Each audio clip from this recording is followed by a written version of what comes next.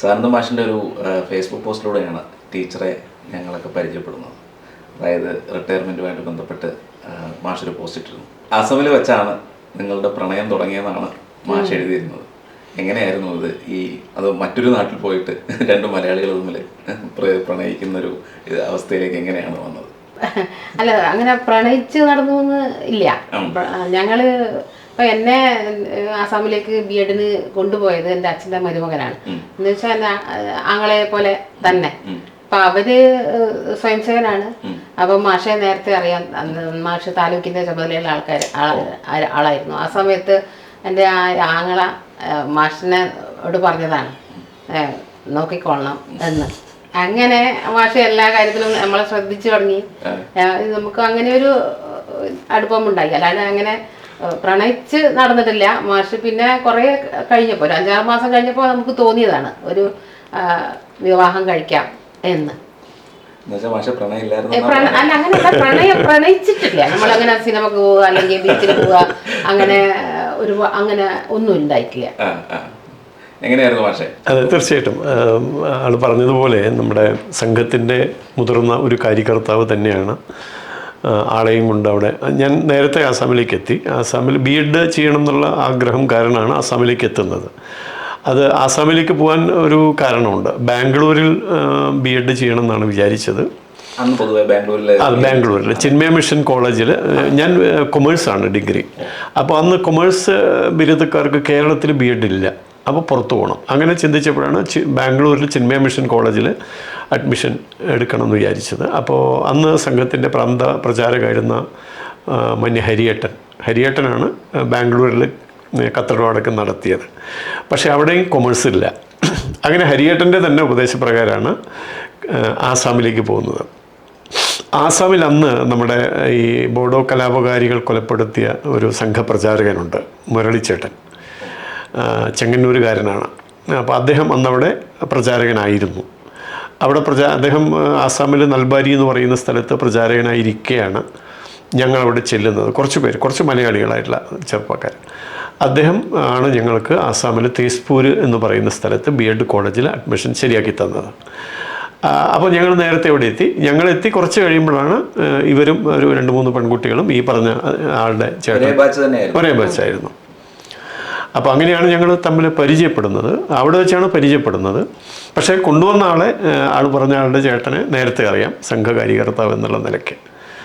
അപ്പോൾ പിന്നെ ഈ പറഞ്ഞതുപോലെ ഞങ്ങൾ ഒരുമിച്ച് പഠിച്ചു, കൂടുതൽ അടുത്ത് ഇപ്പോൾ തോന്നി ഒരുമിച്ച് ജീവിക്കാം എന്നുള്ളൊരു തോന്നൽ പിന്നെ ഉണ്ടായി. അത് ഒരു തീരുമാനമായി മാറി. അത് പിന്നെ അന്ന് ഞാൻ ചെറുപ്പത്തിൽ മുതൽ ചിത്രം വരക്കുകയായിരുന്നു.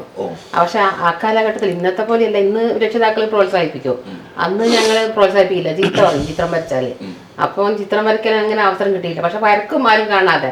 പക്ഷെ BEdന് ആസാമിൽ പോയപ്പോഴാണ് എല്ലാവർക്കും നിർബന്ധമായിട്ട് 2 ചാർട്ട് വീതം സബ്മിറ്റ് ചെയ്യണം.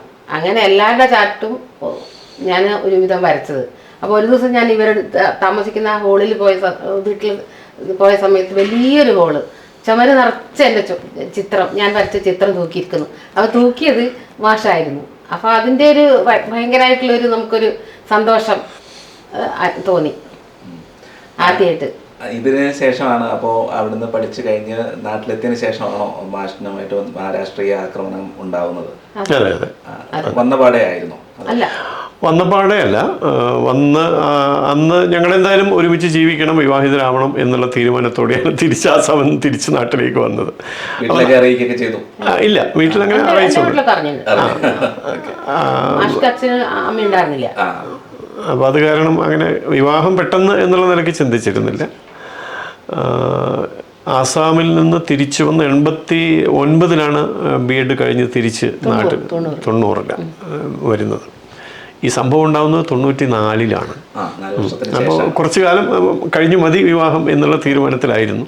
സഹോദരിമാരുണ്ടായിരുന്നു, വിവാഹം കഴിയാൻ ബാക്കിയുള്ള സഹോദരിമാരൊക്കെ ഉള്ളത് കാരണം കുറച്ച് കഴിഞ്ഞു മതി എന്നുള്ള തീരുമാനത്തിലായിരുന്നു.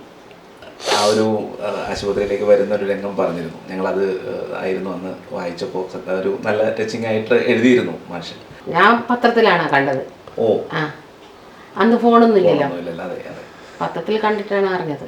അന്ന് എന്നിട്ട് ആശുപത്രി തലശ്ശേരി ആശുപത്രിയിലാണ് പോയത്, അവിടെയാണ് ഉണ്ടെന്ന് പറഞ്ഞത്. പക്ഷേ അപ്പോഴത്തേക്ക് പറഞ്ഞു കോഴിക്കോട് കൊണ്ടുപോയിട്ടുണ്ടെന്ന്. പൊതുവെ തലശ്ശേരിയിൽ നിന്ന് കുറച്ചൊരു ഇതുണ്ടെന്നല്ലേ കോഴിക്കോടേക്കാണല്ലോ. അതെ, കോഴിക്കോട് മെഡിക്കൽ കോളേജ്. തലശ്ശേരി ആശുപത്രിയിൽ നിന്ന് പിന്നെ പ്രാഥമിക ചികിത്സ എടുത്തതിന് ശേഷം പിന്നെ കോഴിക്കോടേക്ക് പോരുകയായിരുന്നു. അപ്പോൾ ആ ഒരു കയ്യിൽ പിടിച്ച് ആശ്വസിപ്പിച്ചൊരു കാര്യം പറയുന്നുണ്ട്, ഞാനത് വായിച്ചിരുന്നു. മാഷെന്ത് തോന്നി ആ സമയത്ത് അങ്ങനെ ഒരു? അല്ല, തീർച്ചയായിട്ടും അന്ന് ഈ സംഭവം നടന്നു രാത്രി, വലിയ ഷോക്കിംഗ് സംഭവമാണ്. അതെ അതെ അതെ, തീർച്ചയായിട്ടും. അപ്പം ഞാൻ ശരിക്കും അതിന് ശേഷം ബോധമുണരുന്നത് പിറ്റേ ദിവസം കാലത്ത് ഏതാണ്ട് ഒരു 11-12 മണി നേരത്തൊക്കെയാണെന്നാണ് എൻ്റെ ഓർമ്മ. രാത്രി 8:30 മണിക്ക് സംഭവം നടക്കുന്നു. പിന്നെ ആശുപത്രി, മെഡിക്കൽ കോളേജ്, അവിടുത്തെ ഓപ്പറേഷൻ എല്ലാം കഴിഞ്ഞ് ഒരു 11:30-12 കൂടിയാണ് ബോധം തെളിയുന്നത്. ബോധം തെളിയുമ്പോൾ വാർഡ് നിറച്ച ആളുകളുണ്ട്, നമ്മുടെ സംഘപ്രവർത്തകരുണ്ട്, ഡോക്ടർമാർ എല്ലാവരും ഉണ്ട് ചുറ്റിലും. അങ്ങനെയുള്ളൊരു ആ കൂട്ടത്തിലാണ് ആളെ ഞാൻ കണ്ടത്, ആൾ ചേച്ചിയായിട്ട് കൂടെ വന്നത്. അപ്പോൾ ഞങ്ങൾ തമ്മിൽ കണ്ട സമയത്ത് അങ്ങനെ പ്രത്യേകിച്ച് എന്തെങ്കിലും ഒരു സീൻ ഉണ്ടായിട്ടില്ല. മെല്ലെ തിരക്കൊഴിഞ്ഞ നേരം നോക്കിയ ആൾ മെല്ലെ എൻ്റെ കട്ടിലിനടുത്തേക്ക് വരികയായിരുന്നു. അപ്പോൾ ഒന്നും സംസാരിച്ചൊന്നുമില്ല, വന്നു, അവിടെ അടുത്ത് നിന്നു. പിന്നെ ഒന്ന് ഞാൻ എഴുതിയതുപോലെ തന്നെ ഒന്ന് കൈ പിടിച്ചൊന്ന് അമർത്തി, അത്രയേ ഉള്ളൂ. ഒന്നുമില്ല, അങ്ങനെ ഒരു സീൻ. നല്ല എന്താ പറയാ, കരുത്തോടെ നിന്നു. സംഘമായിട്ട് നേരത്തെ ഉള്ള ബന്ധം ചെറുപ്പം മുതൽ ബാലകോലത്തിലൊക്കെ പോയിട്ടായിരുന്നു. 1978 മുതൽ. ആളുടെ അമ്മ ഒരു തവണ പഞ്ചായത്ത് തിരഞ്ഞെടുപ്പിൽ സ്ഥാനാർത്ഥിയൊക്കെ ആയിട്ട് BJP സ്ഥാനാർത്ഥിയെ മത്സരിച്ചിട്ടൊക്കെ. സംഘപ്രവർത്തകരും അവിടുത്തെ ഒരു സംഘർഷ അന്തരീക്ഷമൊക്കെ നന്നായിട്ട് അറിയാം. തീർച്ചയായിട്ടും. അതിനുശേഷം ഈ ഒരു വിവാഹത്തിലേക്ക് വന്നപ്പോൾ മാഷ് പറയുന്നുണ്ട്, ഒരു വെളിച്ചമൊന്നുമില്ല, ഒരു സമൂഹം മുഴുവൻ പങ്കെടുത്ത ഒരു വിവാഹമായിരുന്നു നടന്നത് എന്ന്. എങ്ങനെയായിരുന്നു ആ ഒരു സമയവും ഈ ഒരു പ്രതിസന്ധി നേരിട്ടാണല്ലോ മുന്നോട്ട് വന്നത്? അതെ അതെ.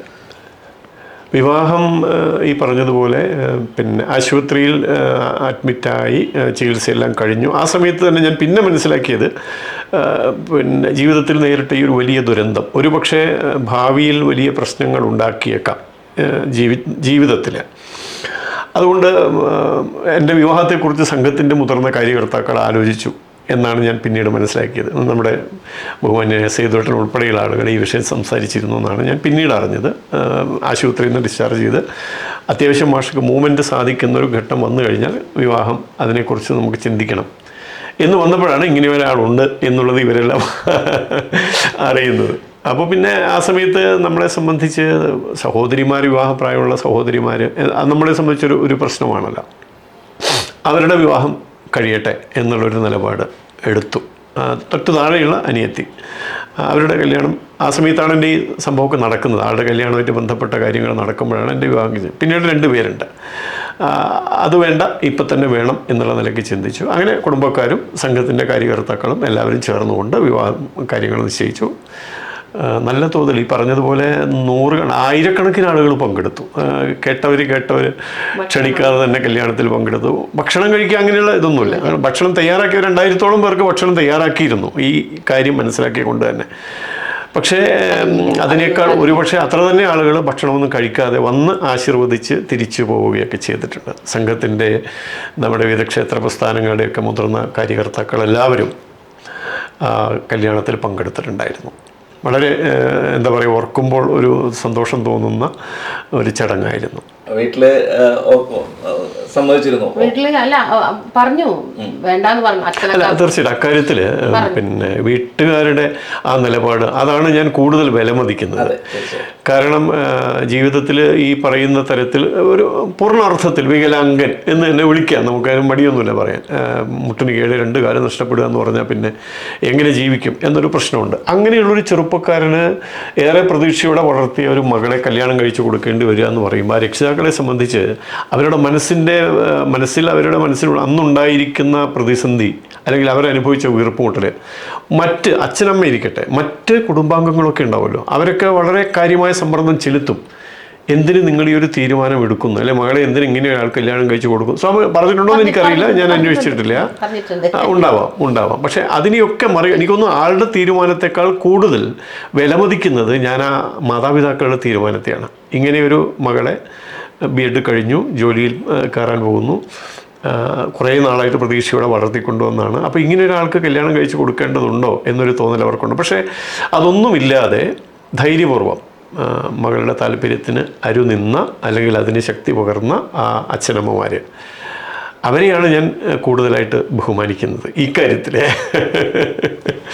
അവരുടെ നിലപാടുകളൊന്നും തെറ്റിയില്ലല്ലോ. ഇല്ല ഇല്ല, അതുകൊണ്ട് വളരെ നല്ല തരത്തിൽ തന്നെ അവരും. അതെ അതെ.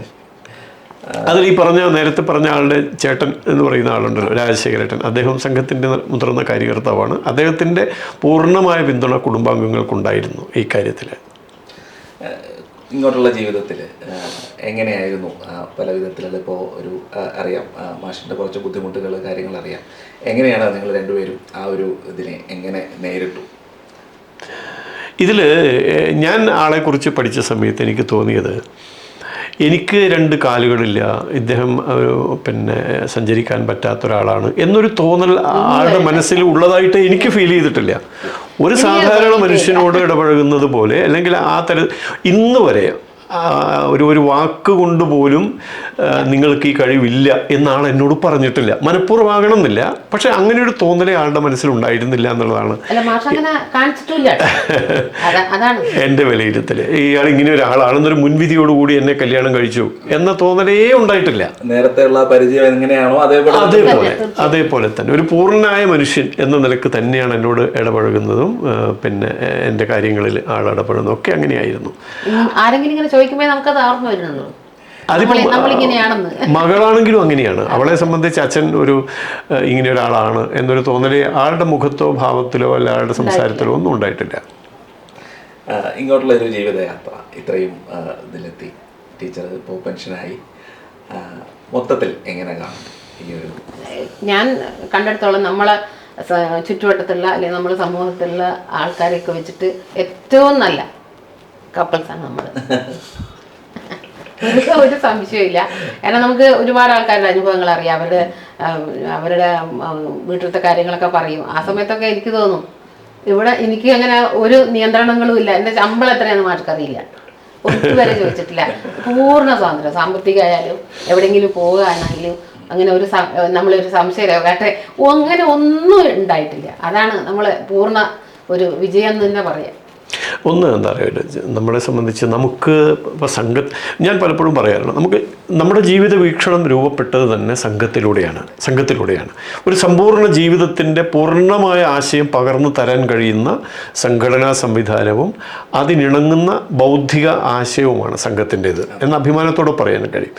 അതിലൂടെ കിട്ടുന്ന സ്ത്രീകളോടുള്ള നമ്മുടെ സമീപനത്തെക്കുറിച്ച് ഇപ്പം നമുക്കറിയാലോ, സംഘശാഖയിലൊക്കെ ഭാരത് മാതാ കി ജയ് എന്ന മുദ്രാവാക്യമാണ് ഏറ്റവും കൂടുതൽ ഉയരുക. ഭാരത മാതാവ് എന്ന് പറയുന്നത് സ്ത്രീ സങ്കല്പവുമായി ബന്ധപ്പെട്ടതാണ്. അപ്പോൾ എത്രത്തോളം സ്ത്രീത്വത്തെ മാനിക്കുന്നു എന്നുള്ളത് ദൈനംദിനം ഈ ഘോഷണത്തിലൂടെ നമ്മുടെ ജീവിതത്തിലേക്ക് ആവാഹിക്കാൻ കഴിയുന്നുണ്ട്. അപ്പോൾ തീർച്ചയായിട്ടും സ്ത്രീകളോടുള്ള നമ്മുടെ സമീപനം അവിടെ രൂപപ്പെടുകയാണ്. അങ്ങനെ രൂപപ്പെടുമ്പോൾ എല്ലാ സ്ത്രീകളെയും അമ്മമാരായി കാണുക. വിവേകാനന്ദ സ്വാമികളുടെയൊക്കെ ഉദ്ബോധനം അനുസരിച്ച് അമ്മ എന്ന് പറയുമ്പോൾ ജന്മം നൽകിയ അമ്മ എന്ന് മാത്രമല്ല, നമുക്ക് സംരക്ഷണമേകുന്ന സാന്ത്വനമേകുന്ന ഒരു പ്രതിഭാസം എന്ന നിലയ്ക്ക് അങ്ങനെയാണ് സ്ത്രീകളോടുള്ള സമീപനം രൂപപ്പെടുന്നത്, എന്നിൽ രൂപപ്പെട്ടത്. അപ്പം ഞാൻ എൻ്റെ അമ്മയെ കാണുന്നുണ്ട്, എനിക്ക് ജന്മം നൽകിയ അമ്മയെ കാണുന്നുണ്ട്, എൻ്റെ സഹോദരിമാരെ കാണുന്നുണ്ട്, എൻ്റെ ജീവിതത്തിലേക്ക് കടന്നു വന്ന എൻ്റെ സഹധർമ്മിണി. ആ കാര്യത്തിൽ ഞാൻ എവിടെയോ സൂചിപ്പിച്ചിട്ടുണ്ട് ആ കാര്യം. അതെ തീർച്ചയായിട്ടും.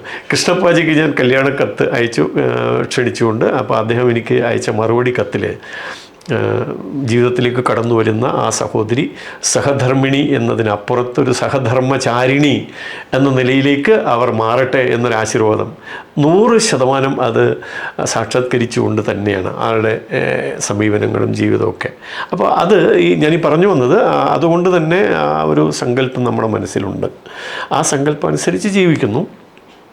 കൂട്ടത്തിൽ ഈ പറഞ്ഞതുപോലെ സ്ത്രീ സമത്വം, ഇതൊക്കെ ഈ അധ്യാപകന്മാർ ഞങ്ങളുടെ കോഴ്സുകളിലൊക്കെ സ്ത്രീ സമത്വം, സ്ത്രീ ശാക്തീകരണം, ഈ വിഷയങ്ങളൊക്കെ ഉണ്ടായി വരുമ്പോൾ ഞാൻ എൻ്റെ ഉദാഹരണങ്ങളാണ് പറയാറ്. ഒരിക്കലും ഞാൻ എൻ്റെ മനസ്സിൽ സ്ട്രൈക്ക് ചെയ്തൊരു സംഗതി, ഞങ്ങൾക്ക് ക്ലാസ് എടുക്കാൻ വന്ന ഒരു റിസോഴ്സ് പേഴ്സൺ ചോദിക്കുകയാണ്, നിങ്ങൾ രാവിലെ വീട്ടിൽ പത്രം വന്നു കഴിഞ്ഞാൽ ആരാണ് ആദ്യം പത്രം വായിക്കുക എന്ന് ചോദിക്കും. ഞാൻ ഉടനെ ചാടി എണീറ്റുകൊണ്ട് എൻ്റെ വീട്ടിൽ ആദ്യം പത്രം വായിക്കുന്നതാണ് എൻ്റെ ഭാര്യയാണ്. അപ്പോൾ എന്ന് വെച്ചാൽ അങ്ങനെ ഒരു സമൂഹത്തിൽ അങ്ങനെ ഒരു ധാരണ പരന്നിരിക്കുകയാണ്. വീട്ടിൽ ഏത് കാര്യം പത്രം വന്നാൽ ആദ്യം ഗൃഹനാഥൻ വായിച്ച് കഴിഞ്ഞിട്ട് സമയമുണ്ടെങ്കിൽ ഒന്ന് മറച്ചു നോക്കുക എന്നുള്ളതല്ല. ആൾ പത്രം വായിച്ച് അത് ഞാനൊരു അങ്ങനെ ഒരു തീരുമാനം തന്നെ ഇപ്പോഴും അങ്ങനെയാണ്. പത്രം ആദ്യം ആൾ വായിക്കും, എന്നിട്ടേ ഞാൻ വായിക്കാറുള്ളൂ. 2 പത്രമുണ്ട്. മാഷ് വായിക്കുന്നുണ്ടെങ്കിൽ ഞാൻ അടുക്കളയിൽ വന്ന് എനിക്ക് തരും. അത്ര താല്പര്യം ഉണ്ടെങ്കിൽ എനിക്ക് തന്നിട്ട് ഞാൻ വായിച്ചു കഴിഞ്ഞിട്ട് മാഷ് പോയി. ചെറിയൊരു ഉദാഹരണം മാത്രം. പിന്നെ അതുപോലെ ഈ അവരുടെ സ്കൂളിൽ പോകുന്ന സമയമാവട്ടെ, കാര്യമാവട്ടെ, മീറ്റിങ്ങുകൾ, ക്ലസ്റ്റർ മീറ്റിങ്ങുകളാവട്ടെ, ട്രെയിനിങ് ക്യാമ്പുകളാവട്ടെ, എവിടെയാണ്, എന്താണ്, എത്ര മണിക്കാണ്, 10 മണിക്കാണെങ്കിൽ 9:30 പോയാൽ പോരെ, ഇതൊന്നും അങ്ങനെ ഒരു കാര്യത്തിൽ ഇടപെടാറില്ല. കുഴപ്പമില്ല, ടൂറിന് പോകണം, ഈവനിങ് ക്ലാസ് എടുക്കണം, അങ്ങനെ അങ്ങനെ ഒരു നിയന്ത്രണങ്ങളും എനിക്ക്, അതാ ഞാൻ പറഞ്ഞത്, നമുക്കൊരു വിഷമം എന്ന് പറയാൻ അങ്ങനെ ഇല്ല. അല്ല, പരസ്പരം ബഹുമാനിച്ചും കൊണ്ടും കൊടുത്തും എന്നുള്ള നിലക്ക് തന്നെയാണ്. ഇപ്പൊ ഉണ്ട്, കുറഞ്ഞു.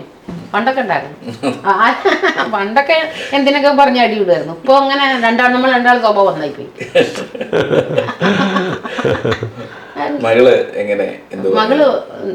എന്താ പറയാ, നമ്മളിപ്പോ മാഷ് പുറത്തുനിന്ന് പ്രസംഗിക്കുക, വീട്ടിൽ വേറെ, അങ്ങനെയല്ല. നമ്മളെ ആദർശം അതേപോലെ പാലിക്കുന്ന ഒരു കുട്ടിയാണ്. ഈശ്വരവിശ്വാസവും ധർമ്മബോധവും ഒക്കെ ഉള്ള കുട്ടി. ഗണഗീതങ്ങളൊക്കെ പാടുന്നതൊക്കെ കേട്ടിട്ടുണ്ട്. പാടും നന്നായിട്ട്. പാടും. അതെ, അല്ല, തീർച്ചയായിട്ടും മോള് സംഘടനാപരമായി സംഘകാര്യങ്ങളെക്കുറിച്ച് അത്ര വലിയ സാഹചര്യമില്ലല്ലോ. ഇല്ലെങ്കിലും എന്താണ് സംഘം ഉദ്ഘോഷിക്കുന്ന അല്ലെങ്കിൽ മുന്നോട്ട് വയ്ക്കുന്ന ആശയം, ജീവിത വീക്ഷണം, ഇതൊക്കെ ഉൾക്കൊണ്ട് തന്നെയാണ് മോള് ജീവിക്കുന്നത്. അതുകൊണ്ട് അക്കാര്യത്തിലും നമ്മൾ അങ്ങേയറ്റം ഭാഗ്യവാന്മാരാണെന്ന് പറയാറ്. ഗിഫ്റ്റ് ഓഫ് ഗോഡ് എന്നാണ് മോളെക്കുറിച്ച് ആരെങ്കിലും ചോദിച്ചാൽ ഞാൻ പറയാറുള്ളത്. എനിക്ക് ജീവിതത്തിൽ എന്തെങ്കിലും ദുരിതം അനുഭവിക്കേണ്ടി വരുന്നുണ്ടെങ്കിൽ, പ്രയാസങ്ങൾ അനുഭവിക്കേണ്ടി വരുന്നുണ്ടെങ്കിൽ അതിനെല്ലാമുള്ള ഒരു പ്രതിവിധി അല്ലെങ്കിൽ ഒരു സാന്ത്വനം എന്നുള്ള നിലയ്ക്ക് മോള് അത് അങ്ങനെ ഒരു അനുഗ്രഹം ലഭിച്ചു എന്നാണ് വിചാരിക്കുന്നത്. എന്തായാലും ഒരുപാട് സ്നേഹത്തോടെ ഇടയ്ക്കിടയ്ക്ക് ചില്ലറ വഴക്കൊക്കെ ആയി.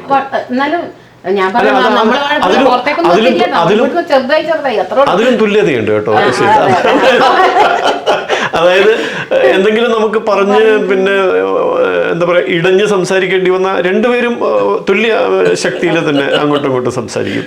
അതിൽ പിന്നെ ഞാൻ ഭർത്താവാണ്, എൻ്റെ അങ്ങനെ കീഴ്പ്പെട്ട് നിൽക്കുക, അങ്ങനെയൊന്നുമില്ല. അത് ആൾക്ക് പറയുന്ന ആളും പറയും, തർക്കം നടക്കും അല്ലെങ്കിൽ സംവാദം നടക്കും, അത് സ്വാഭാവികം. അല്ല, പിന്നെ ഞാനാണ് കുറച്ച് വിഷമത്തോടെ കുറച്ച് ഇങ്ങനെ ബലം പിടിച്ചൊക്കെ നിൽക്കുക. ഇനിയും ഇങ്ങനെ ആ സന്തോഷത്തോടു കൂടി ഇടയ്ക്കൊക്കെ ചില്ലറ വഴക്കോടുകൂടി മുന്നോട്ട് പോകാൻ ജഗദീശൻ അനുഗ്രഹിക്കട്ടെ എന്ന് മാത്രം പറയുന്നു. സന്തോഷം.